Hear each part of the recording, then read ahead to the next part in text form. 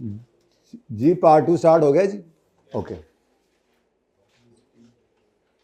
जी। अब अब ये आपका provision for dismantling D commissioning अगर कॉस्ट मॉडल में भी आए और रिवैल्यूएशन मॉडल में भी आए तो इसको टैकल कर लेंगे।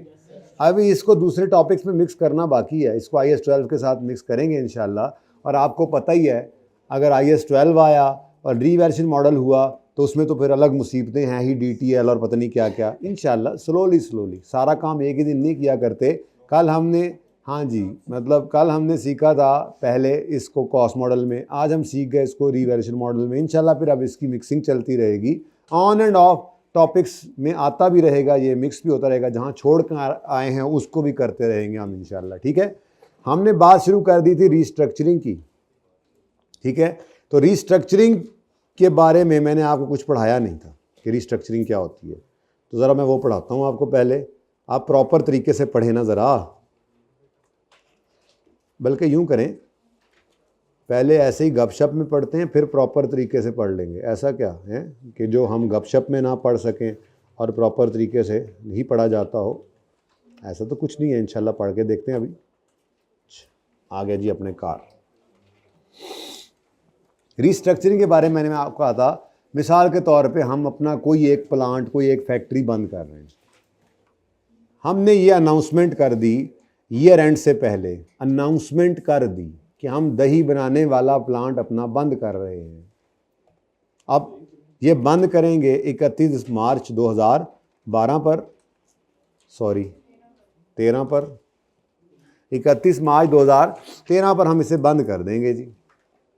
अच्छा जी, तो फिर आज खड़े होकर क्या कर रहे हैं आप इस बारे में डिसीजन मेकिंग? वो जी असल में ना हमने अनाउंसमेंट कर दी है, अब अगलों के दिल में वैलिड एक्सपेक्टेशन डेवलप हो गई है। तो मुझे आज खड़े होकर इस रीस्ट्रक्चरिंग की प्रोविजन याद रखना, मैंने आपको कहा था कंस्ट्रक्टिव ऑब्लिगेशन है। ये क्या है? कंस्ट्रक्टिव ऑब्लिगेशन है। तो रीस्ट्रक्चरिंग की प्रोविजन हम क्रिएट करना चाह रहे हैं। तो फिर स्टैंडर्ड ने कहा अच्छा सुनो, रीस्ट्रक्चरिंग की प्रोविजन क्रिएट करो, ये क्योंकि तुम्हारे ऊपर ड्यू टू अनाउंसमेंट तुम्हारे ऊपर ये एक कंस्ट्रक्टिव ऑब्लिगेशन बन गई है। लेकिन ये कब करनी है इसकी शर्त वो पीछे लिखी हुई है। ठीक है, वो मैं पढ़ाता हूँ स्टैंडर्ड के अंदर। लेकिन फिलहाल रीस्ट्रक्चरिंग की प्रोविजन में क्या क्या रिकॉर्ड कर सकते हैं, मैं इसकी बात पहले कर लेता। तो स्टैंडर्ड ने कहा कि जो तो आपकी रीस्ट्रक्चरिंग से रिलेटेड कॉस्ट हो, डायरेक्टली नेसेसरली एंटेल्ड का लफ्ज़ लिखा हुआ स्टैंडर्ड ने, पढ़ाता हूँ अभी। जो आपकी रीस्ट्रक्चरिंग से रिलेटेड कॉस्ट हो, मैं आसान अल्फाज में कहूँगा, और जो आपके ऑन गोइंग बिजनेस से रिलेटेड कॉस्ट ना हो, ऐसी कॉस्ट को आप प्रोविजन फॉर रीस्ट्रक्चरिंग के अंदर रिकॉर्ड कर सकते हैं। हमने कहा जी मसलन, उसने कहा वो जो मजदूरों ने जाना है उनको आपने जो पैसे देकर भेजने हैं, वो रिडंडेंसी कॉस्ट जो है वो आप रीस्ट्रक्चरिंग की प्रोविजन में ऐड कर लें। हमने कहा अच्छा 50 एम्प्लॉयज़ थे, 3 को हमने रोक लिया है, बाकी 47 को हमने फारिग करना है। हमने कहा ठीक है, हर एक को कितने पैसे देने? हमने कहा 1 लाख रुपया तो देंगे तभी जाएंगे ये लोग। तो स्टैंडर्ड कहता है ठीक है, आप 47 लाख रुपए की प्रोविजन बुक कर लें, एक्सपेंस डेबिट प्रोविजन क्रेडिट। और इसी तरह से कोई और ज़रूरी खर्चा जो रीस्ट्रक्चरिंग का से नेसेसरली एंटेल करता हो और ऑन गोइंग बिजनेस से रिलेट ना करता। ऑन गोइंग बिजनेस मतलब क्या है? दही बनाना बंद कर दें और कोई ऐसा खर्चा कर रहे हैं जो फिर जूस बनाने या पानी बनाने के लिए काम आना है आगे हमारे दूसरे डिवीजन में, तो वो फिर आपकी रीस्ट्रक्चरिंग की प्रोविजन नहीं, वो रीस्ट्रक्चरिंग के अंदर ऐड नहीं करना आपने, उसके प्रोविजन के अंदर। ठीक है, सही है। अच्छा, फिर मैंने बात ये करना चाही थी कि आपने जो है वो रोला डाल दिया। नहीं, आपने रोला डाला था। हाँ, सर आ गए, सर ने कहा था मैं जा रहा हूँ। हाँ ठीक है, ठीक है। तो नो प्रोविजन, मैंने कहा था ये तो प्रोविजन क्रिएट कर लो। किस चीज़ की प्रोविजन नहीं बनानी? जो बाकी 3 हमने एम्प्लॉयज़ छोड़े हैं, रिमेनिंग 3 एम्प्लॉयज़, वो हमने क्यों रोक लिए थे जी? नहीं, क्यों रोक लिए थे? ऑन गोइंग बिजनेस क्यों रोक लिए थे? सादा बात बताओ। जो रिमेनिंग 3 एम्प्लॉयज़ थे उनके बारे में हमने सोचा यार ये बड़ा अच्छा काम करते हैं, अब हम क्या करेंगे, अब हम इनको ट्रेनिंग देंगे जूस बनाने की। ये इतनी अच्छी दही बनाते थे, ये जूस भी बड़ा अच्छा बना लेंगे, तो इनको ट्रेन करके हम इनको जूस के लिए रख लेते हैं। मुझे बताओ, ये जो ट्रेनिंग इनको देंगे इस पर खर्चा आएगा? तो जाहिर सी बात है इधर से फारिग हुए हैं तो इधर लाने की ट्रेनिंग देनी पड़ रही है, तो ये तो प्रोविजन में ऐड करना चाहिए। ऊपर मैंने हेडिंग ना दी होती तो आप ज़रूर धोखा खा जाते, बिल्कुल ऐड नहीं करना चाहिए। ये हमारी प्रोविजन इसलिए नहीं बन सकती। नो प्रोविजन, मैंने कहा, मैंने ऊपर हेडिंग दी है ना नो प्रोविजन, इसलिए आपने फ़ौरन कह दिया नो। ये ना लिखा होता तो शायद आप धोखा खा जाते, धोखा नहीं खाना। ये ट्रेनिंग किसको दी जा रही है? जो एम्प्लॉयज़ हमने रोक लिए। क्यों रोके हैं? ताकि जूस बनाएं। जूस हमारा ऑन गोइंग बिजनेस है, तो ये कॉस्ट हमारे ऑन गोइंग बिजनेस से रिलेट करती है, ये रीस्ट्रक्चरिंग की कॉस्ट नहीं है। ये ना कहना ज़बरदस्ती वो दही बनाने वाला बंद किया, ये यहाँ आए तो इन्हें ट्रेनिंग देनी पड़ रही है, नहीं भाई नहीं, ये चक्कर नहीं। ये ऑन गोइंग बिजनेस से रिलेट कर रही है कॉस्ट। ऐसे ही इन तीनों को ट्रेनिंग दी, उसके बाद इनको कोई नया दफ्तर बना के टेबल शेबल चेयर रख के दी, इनको नया लैपटॉप ला के दिया, तो इनको कोई हमने न्यू सिस्टम वगैरह लगा कर दिए, ठीक है, न्यू सिस्टम, ठीक है। और इसी तरह से ये बड़े ज़बरदस्त हमारे जो है ना वो दही बनाने वाले थे, ठीक है। तो हम ये चाहते हैं कि लोगों को पता लगे कि यार वो जो दही बनाया करते थे ना शीदा और मीदा, वो आज से जूस में आ गए हैं। लोगों का शौक पैदा हो जाए, ये दही इतनी अच्छी बनाते थे तो जूस से तो तबाही फेर देंगे, ठीक है। तो कोई एडवर्टीजमेंट की, कंपनी ने एडवर्टीजमेंट की, इन 3 एम्प्लॉयज़ की कोई एडवर्टीजमेंट की, तो भाई इन 3 चीज़ों की प्रोविजन स्टैंडर्ड कहता है बनाने की इजाज़त नहीं है, ठीक है। इन तीनों की प्रोविजन बनाने की इजाज़त क्यों नहीं है? क्योंकि ये आपके ऑन गोइंग बिजनेस से रिलेट करती हैं, ये आपकी रीस्ट्रक्चरिंग से रिलेट नहीं करती हैं ये कॉस्ट, ठीक है जी। वो सही है। अच्छा, और जी कुछ को और साढ़े लायक कुछ स्टैंडर्ड ने कहा, मैं बताता हूँ आपके लायक क्या कुछ है। एक चीज़ होती है फोरसीन लॉस और एक चीज़ होती है फ्यूचर लॉस। कोई मुझे फ़र्क बता दे, कमाल कर दे।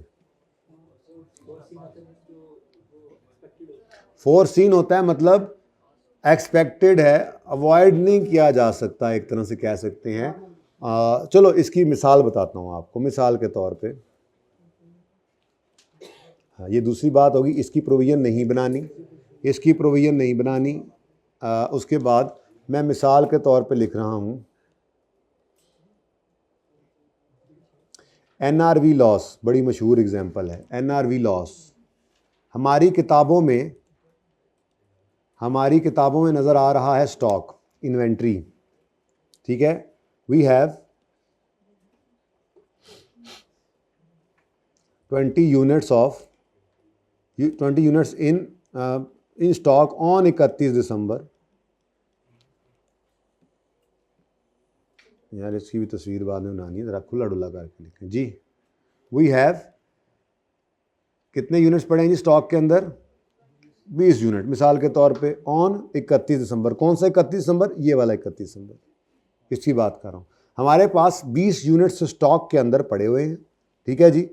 और there cost is 500, however NRV is 400। अब क्या करें जी?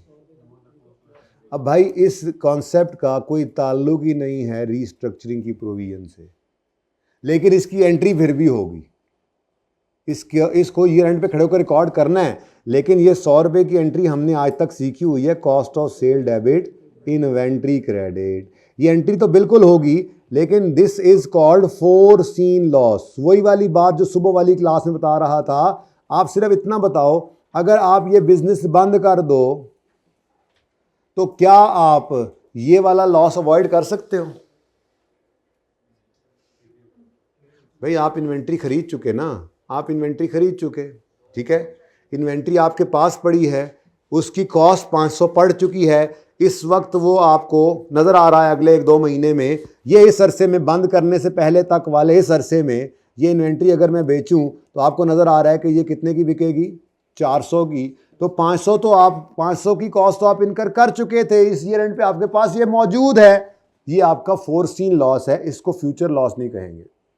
मिसाल के तौर पे ये आपकी सब्जी की दुकान है और आपके पास ये 20 सेब ईयर एंड पर पड़े हैं और आपको नज़र आ रहा है कि ये सेब कुछ ख़राब हुए पड़े हैं, या ये सेबों का मौसम चूंकि गुजर गया है, खरीदे महंगे थे, अब ये सेब सस्ते हो गए, तो खरीदे थे 500 के, नजर आ रहे हैं बिकते हुए 400 के, तो ये 100 रुपए का लॉस, एनआरवी लॉस है, बुक करोगे?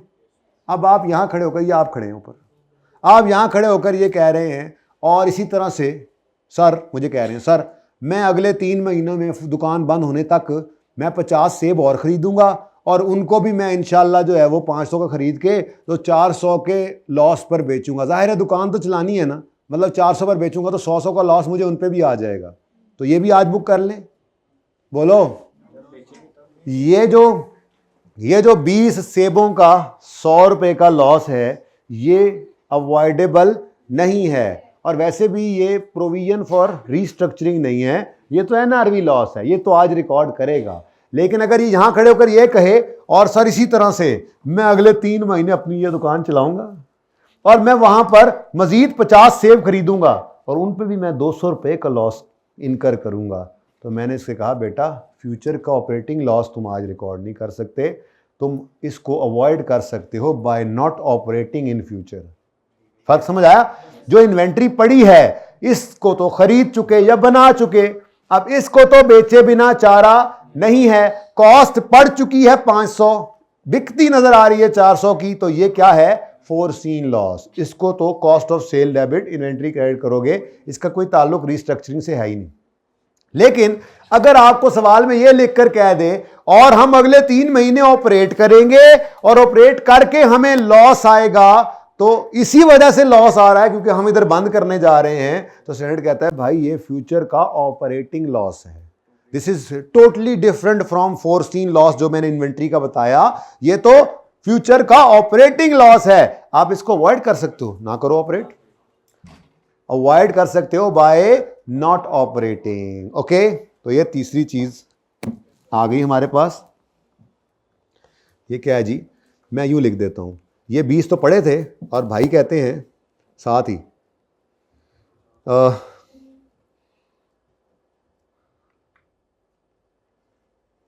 इसको कहते हैं जी future operating loss, future operating loss. इसकी एग्जांपल क्या है?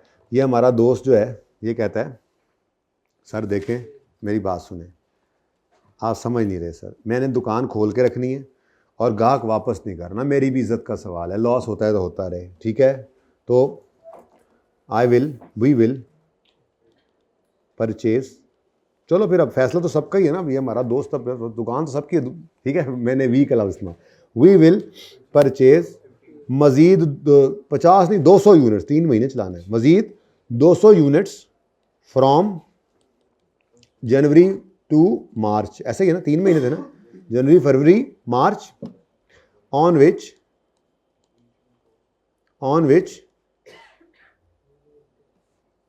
we will incur a loss of, अगर 20 पे 100 आया था तो फिर इनमें में 200 पे कितना आएगा? हैं 900। ये कैसे? कहते 900, चलो ठीक है जी, तो अ लॉस ऑफ 900, ठीक है, कोई ज़रूरी तो नहीं रेट शेट कम हो गया होगा, 900 रुपये का हमें क्या आ जाएगा? फ्यूचर पे ऑपरेटिंग लॉस। अब इस 900 का लॉस भी रिकॉर्ड कर लेते हैं, जैसे ये 100 रुपये का लॉस रिकॉर्ड किया वैसे ही ये 900 का लॉस भी रिकॉर्ड कर लें, क्यों ना करें भाई? आप ऑपरेट ना करें, आप कह रहे हैं कि जी मैं ऑपरेट करूंगा तो मैं ये लॉस कमाऊंगा, ये रेट पे खड़े होकर expense debit provision for restructuring में ये एक्सपेंस भी डेबिट कर दूं, ये फ्यूचर का लॉस है। हमने कहा फ्यूचर का लॉस नहीं है, ये तुम कंफ्यूज कर रहे हो, फ्यूचर में जो फोरसीन लॉस होना है जो तुम अवॉइड नहीं कर सकते क्योंकि इन्वेंटरी तुम खरीद चुके थे, तुम इसको फ्यूचर के ऑपरेटिंग लॉस को फ्यूचर का लॉस कहते हो, रिकॉर्ड करने का कह रहे हो, हम इसे करने नहीं देंगे, ठीक है। तो यहां पे आपने लिखना है दिस लॉस इज अवॉइडेबल, ठीक है, this loss is avoidable, so no provision shall be recorded, this loss is avoidable, therefore, ये हर एक पैरा लगता है, ये पैरे में पढ़ा रहा हूँ, ये पैरे चल रहे हैं, ये पैरे चल रहे हैं, अभी बस यहाँ से करके ना पूरा यहाँ से जाके पैरा नंबर A, B, 82, 81 ऐसे लिख लेंगे, ठीक है, okay. This loss is avoidable, so no provision. ठीक है जी, नो प्रोविजन, बस ठीक है, no provision, loss avoidable, no provision.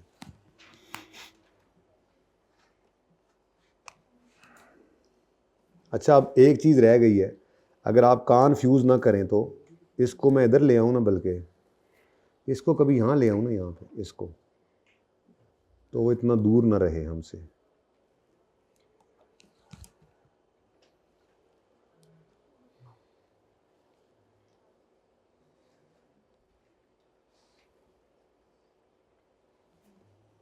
चले जी, अच्छा जी, अब जी क्या कह रहे हैं? जूम करते हैं ज़रा, मैं एक और लिख लूँ फिर जूम करते हैं, फिर जहाँ जहाँ आप कहेंगे वहाँ वहाँ आपको पिक्चर्स बनवा दूंगा, ठीक है? इसमें भी हंसने की बात है कोई? पता नहीं कौन लोग ने। अच्छा जी, एक चीज़ आपने पढ़ी ली है, expected on, expected gain on disposal of, loss भी ऐसे ही होता है लेकिन चलो, expected gain on disposal of assets. जी बिल्कुल पढ़ा हुआ है। मुझे बताएं, अगर आज हमने 47 रुपये की, क्या हो 47 या 47 लाख रुपए की हमने जो प्रोविजन बुक की है, हमें सियाने ने ये कह दिया, सियाना आज आया भी नहीं है ना, आया हुआ है सियाना, आया हुआ हमारा, ठीक है। सियाने ने कहा कि जी क्या ख्याल है, आपने कल को ये 47 लाख दे, तो ये दही वाला जो प्लांट आपने बेचना है, इससे आपको कोई इतने लाख रुपए आ भी जाएंगे, तो आप प्रोविजन को इससे नेट कर लें। ये शायद पहले दिन ही पढ़ लिया था कि फ्यूचर के एक्सपेक्टेड गेन को हम प्रोविजन में से नेट नहीं करते, ठीक है। तो ignore in measuring the provision. क्या मतलब? मतलब वो जो आपने, ये जो आपने 47 को का एक्सपेंस रिकॉर्ड किया है, या यूं कह लें ये 47 की प्रोविजन रिकॉर्ड की है, इससे आपने इसको नेट नहीं करना, इग्नोर करना है। मतलब do not deduct, do not deduct या नेट, ठीक है, फ्रॉम जो कि हमने रिकॉर्ड की हुई है 47 लाख पर। अब तस्वीर खींचें जी, जूम हो गया जी, नज़र फिर भी नहीं आ रहा बेटा, अल्लाह आपको आपकी बसीरत को बेहतर फरमा दें जी।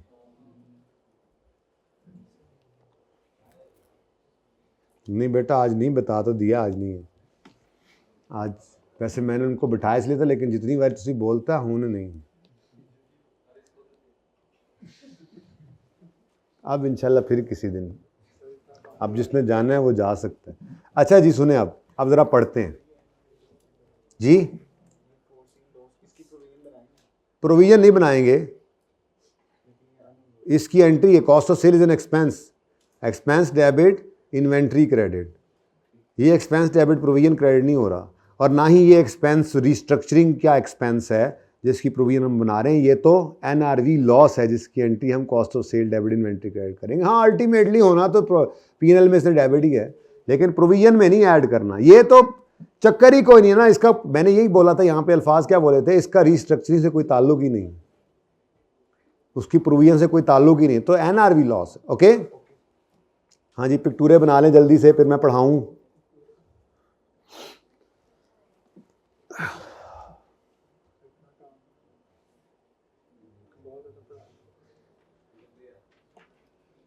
ज़्यादा तो नहीं पढ़ा रहा, बस पास पेपर 8 करके 4:15 छुट्टी देने का बोला है ना, 4:15 छुट्टी, 4:15 तक तो बोला हुआ है ना, 4:15 तक तो बोला हुआ है। प्लीज़ मैं इसको रोकूंगा ना ना। अच्छा जी सुने इधर,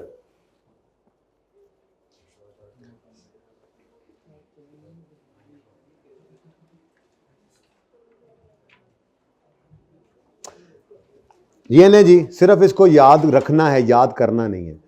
ये para 70, following are examples of events that fall under definition of तो ये एग्जाम्पल्स हैं रीस्ट्रक्चरिंग की। एग्जाम्पल्स ऑफ रीस्ट्रक्चरिंग आपके सामने पढ़ रहा हूँ, याद करनी नहीं है, सिर्फ याद रखनी है। पेज नंबर 326, रीस्ट्रक्चरिंग स्टार्ट हो गई। इसमें जो याद करने वाला है वो मैं लिखने लगा हूँ, याद करें, जो याद रखने वाला है वो बता दूंगा, सिर्फ याद रखना है। अब स्टैंडर्ड साथ नहीं जाते, ठीक है ना। तो वह मुनासिब सी बात, कुछ याद रखेंगे और कुछ याद करेंगे जी। क्या है जी एग्जाम्पल ऑफ रीस्ट्रक्चरिंग? सेल और termination of a line of business, दही बनाना बंद कर दी। Closure of business location in a country और रीजन, बांग्लादेश में हमने दही बनाना बंद कर दी या ऑपरेशन ही बंद कर गए। या relocation of business activities from one country to another country और रीजन, या हमने इंडिया से फैक्ट्री पाकिस्तान में शिफ्ट कर ली। Changes in management structure, for example एक लेयर ही उड़ा दी। Fundamental reorganisation that have material effect on nature and focus of entities operations. कुछ एग्जांपल्स हैं, बेसिकली यही है जिसमें मेन जो मामला आता है वो क्या होता है कि हम कहीं से अपना बिजनेस बंद कर दें या बेच दें, किसी मुल्क से ही निकल के चले जाएं, मैनेजमेंट के स्ट्रक्चर को चेंज कर दें या कोई फंडामेंटल रीऑर्गेनाइजेशंस करें, ठीक है जी। अब ये एग्जांपल सिर्फ याद रखनी है, याद करनी नहीं है, ठीक है।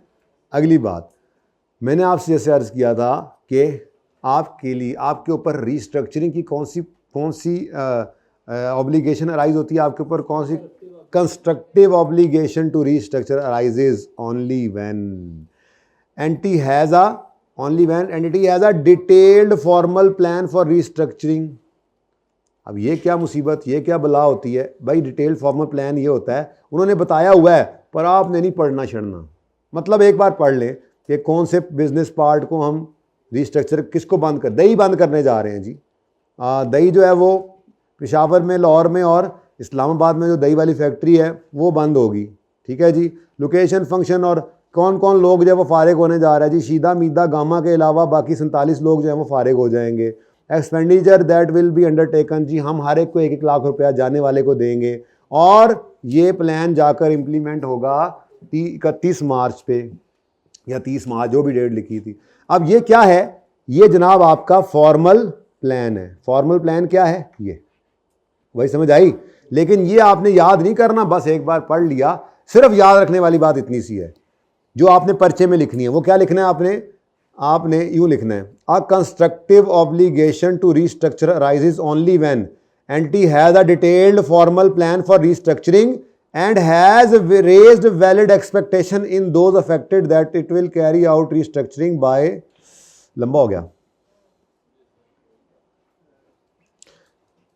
ये अनाउंसमेंट है ना असल में, and has raised valid expectations and raised valid expectations by making announcement, by making announcing its main features, ठीक है, and raised valid expectations in those affected that will carry out restructuring by stating to implement the plan or announcing its main features, ठीक है जी। by announcing, बस इतना काफ़ी है, ठीक है। अब इधर देखो क्या लिखोगे, इधर देखो, याद करने वाला सिर्फ ये है, a constructive obligation to restructure arises only when entity has a detailed formal plan and it has raised expectation in those affected by announcing, बस काफ़ी है, enough, ओके डन। ये पर्चे में आए तो इतना लिखना है, ठीक है। कब रीस्ट्रक्चरिंग कंस्ट्रक्टिव प्रोविजन पड़ती है? जब फॉर्मल प्लान बन जाए और अनाउंस कर दें, जिस वजह से अगलों का दिल में वैलिड। कंस्ट्रक्टिव ऑब्लिगेशन की शर्त ही यही होती है कि आप कोई स्टेटमेंट दें, ये आपने अनाउंसमेंट की तो आपकी करंट स्टेटमेंट आ गई। अब इसमें पास्ट प्रैक्टिस तो नहीं ना होनी, पब्लिश पॉलिसी भी नॉर्मल नहीं थी, इसमें तो करंट स्टेटमेंट ही होती है। आप अनाउंसमेंट करते हैं जी हम बंद करने जा रहे हैं, दही बंद होने लगी है जी। फॉर्मल प्लान बन जाए, अनाउंसमेंट हो जाए, तो फिर आप रीस्ट्रक्चरिंग की प्रोविजन बना सकते हैं, ठीक है। नेक्स्ट,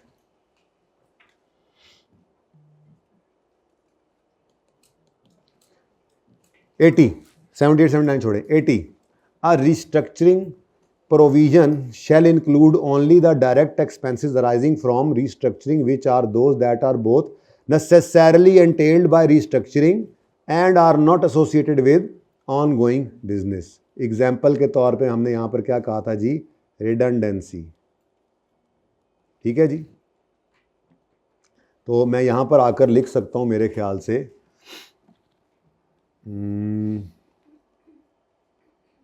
यहाँ पर मैं लिखूँगा पैरा, इसके साथ लिख रहा हूँ ये एग्जाम्पल, ये पैरा कौन सा जी, 80 है, 80।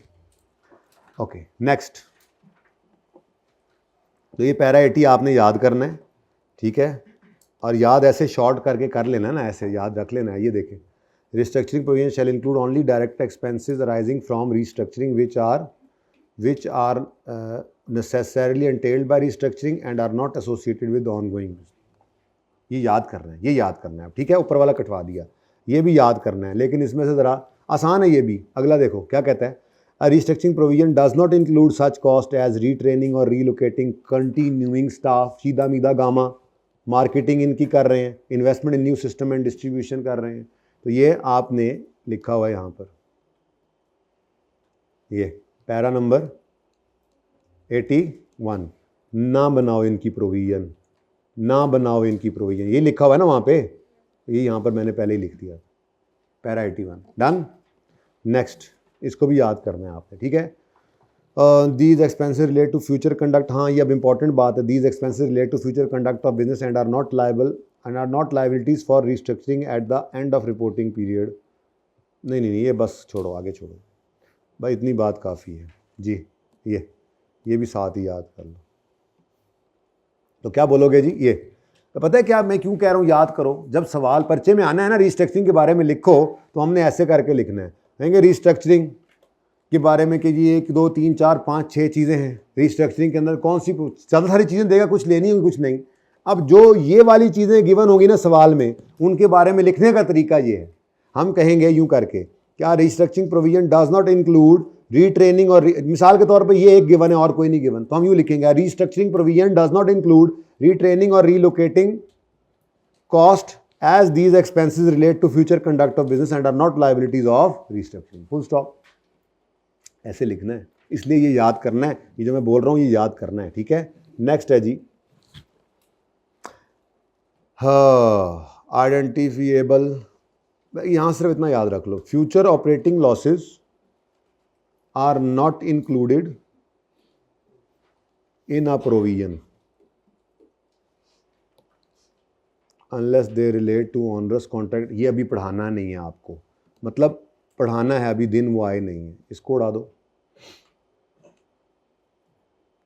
इसको भी उड़ा दो, बस इतनी सी बात याद रख लो। फिलहाल future operating losses are not included in a provision, अगर आ जाए सवाल में तो ये लिख देना, ठीक है। ये क्या चीज़ है, ये इंशाल्लाह आने वाले दिनों के अंदर 1 2 दिनों के अंदर हम पढ़ेंगे, ऑनरस कॉन्ट्रैक्ट की चीज़ होती है, फिलहाल इसको छोड़ें, ठीक है। तो जो मैंने आपको ये स्काई ब्लू हाईलाइट करके दिया है, इसको याद कर लें, इससे आसान अब मैं क्या कर सकता हूँ।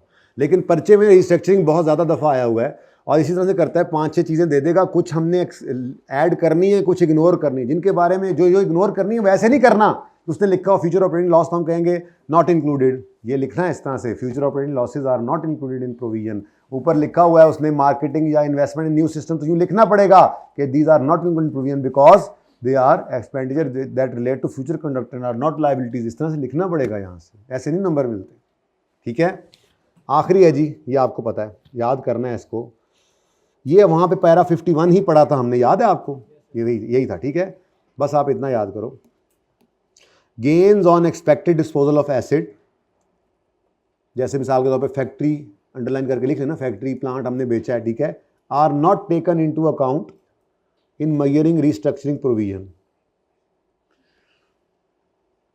बस ठीक है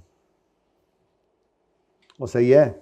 अब ये 82 और 83 कहाँ पे हैं, फ्यूचर ऑपरेटिंग लॉस 82 है, पैरा 82 में ये लिखा हुआ है, और बोलो, और ये कौन सा पैरा है जी, पैरा 83। लो अब इसकी पिक्चर लो आप, ये पैरा, ये पैरा, ये पैरा और ये पैरा, याद हो जाएगा। अब इधर देखो, मैं आपको थोड़े से सवाल दिखाता हूँ इसके, जिससे आपको अंदाज़ा हो कि आप सब तैयार कर चुके हैं अल्हम्दुलिल्लाह। और ये रिस्ट्रक्चरिंग बहुत आता है, ऐसे नहीं कम, मतलब हर 2 3 सवाल के बाद आपको ये नज़र आ रहा होगा सवालों में। ये पेज नंबर कौन सा है, इसका पेज अभी ख्याल है, पेज नंबर पर ये डिस्कशन है सारी ये।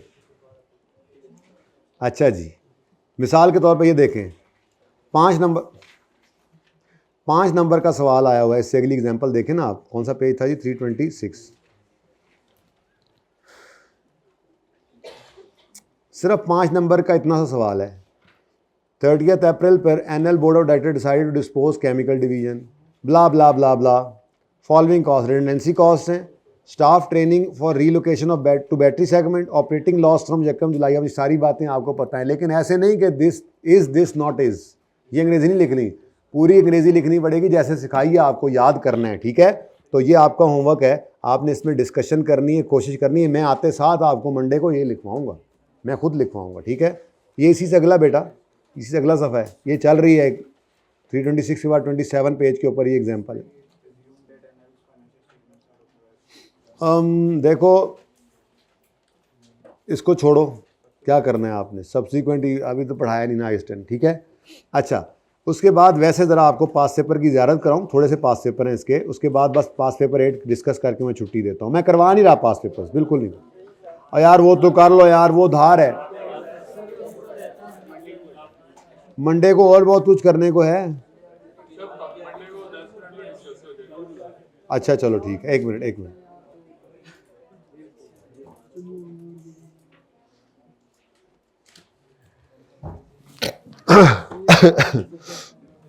रोकनी पड़ गई। ये देखें जी, 2019 के अंदर ये सवाल देखें, पार्ट नंबर 2 के अंदर 4 नंबर का, वही वाली कहानियाँ, redundancy, cost of moving office law, compensation, salary और डिस्कस। तो डिस्कस तो आपने करना है ना, 2 हो गए होमवर्क में। इनको राइटिंग करके लाना है। एक वो एग्जाम्पल करवाई थी नीचे, मैं लिखवाऊंगा इनमें से कोई एक, लेकिन आपने जो सबसे मुश्किल लगे मुझे बता देना है, मैं वो लिखवाऊंगा। आपने फिर कंपेयर करना है कि हमने क्या लिखा और सर ने क्या लिखवाया। पेज नंबर पे आ गया हूँ जी 374।